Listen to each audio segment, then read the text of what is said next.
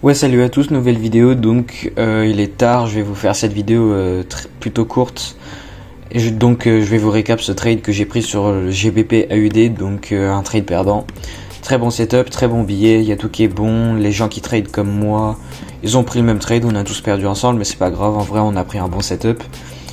Le retracement vers du coup mon point d'intérêt a été plutôt long, mais après on a eu un signe d'épuisement un petit peu. Bon là on est reparti bien, mais bref, ça c'est autre chose. Donc globalement sur les intervalles de temps encore plus grandes aussi, on est bien baissier sur GBP AUD, on casse des structures encore plus derrière, donc le bas qui est là et des bas encore plus derrière. Donc ici on a un petit peu notre petit cycle, donc ici mes outils là. Donc là on a une rangée, puis ensuite l'expansion vers le bas, et après on retrace vers les dernières zones d'offres qu'on va avoir, pour ensuite repoursuivre la tendance baissière. Donc voilà, le trade de continuation de tendance baissière. Donc cycle du marché, rangée, expansion, retracement, réexpansion. Donc ouais, donc que ce soit pour le setup, donc ma rangée c'est de ce haut vers le bas qui est là. Donc ça c'est ma rangée, de ce haut vers ce bas. Cassure de structure, on en a une autre ici.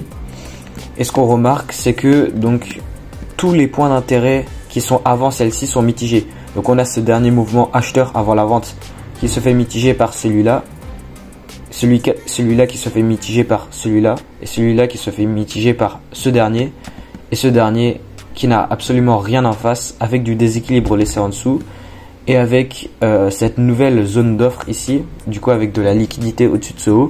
Donc ça serait la zone d'offre d'inducement, si on voit ça comme ça, mais bref, ça c'est juste le haut avec de la liquidité avant notre zone d'offre principale. Donc là le truc, en fait ce qui dérange un peu, c'est qu'on est donc venu prendre cette liquidité agressivement, on est revenu donc retaper dans le niveau de demande qui serait là, pour ensuite repartir. Donc pour moi ce haut ça serait juste une nouvelle création de liquidité pour prendre encore plus de liquidité.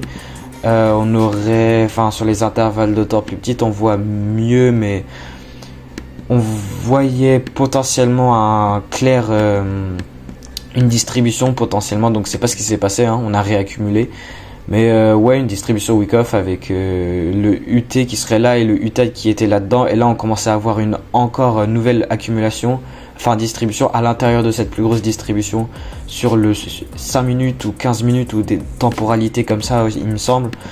Donc ouais, setup très correct, tendance baissière. J'ai ma rangée de ce haut vers ce bas. Je prends mon Fibonacci du haut vers le bas.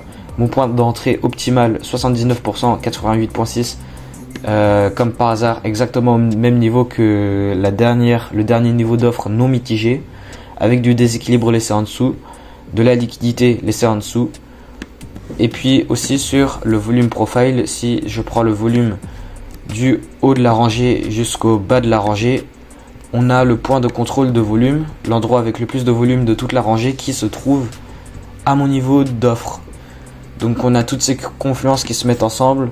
Le seul problème c'est que donc l'écart entre ma zone et ce retracement il est plutôt grand. Genre en fait ça c'est un mouvement haussier plutôt agressif et ça montre pas trop de signes de faiblesse, en fait c'est ça le problème.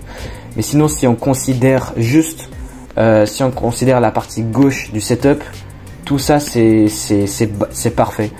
Ce que j'aurais plus aimé c'est on s'arrête plus ici genre, et qu'on se met à retracer un peu plus de cette façon, et là on commence à faire une distribution comme ça pour ensuite repartir.